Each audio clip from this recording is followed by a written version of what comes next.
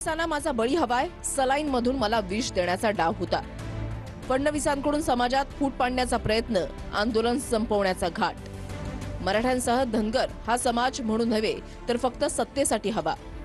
फडणवीस सत्तेत आल्यावर आरक्षण आणि सत्तेबाहेर गेल्यावर जातं, हे कसं काय होतं? बारसकर राणेंसह सर्वजण हे फडणवीसांच्या सांगण्यावरून उभे राहिले। माझ्या बदनामीसाठी फडणवीसांनी एक टोळी उभी केली।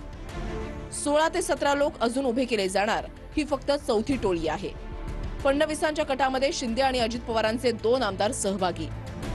बहुजन ओबीसी आणि मराठा समाज संपवणं हाच फडणवीसांचा डाव आहे।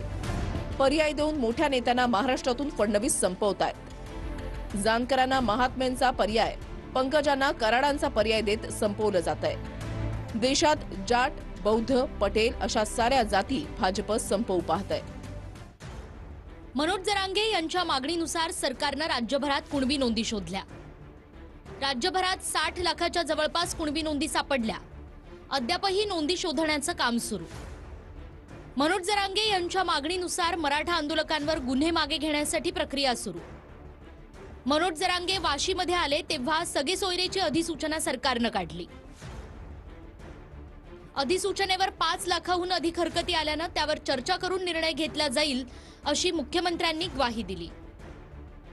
अधिसूचनेवर आलेल्या हरकती तपासण्याचं कामही सरकारकडून सुरू। मराठा समाज मागास असल्याची राज्य मागासवर्ग आयोगाच्या अहवालात नोंद। त्यानुसार विशेष अधिवेशन बोलावून मराठा समाजाला शिक्षण आणि नोकरीत 10% आरक्षण।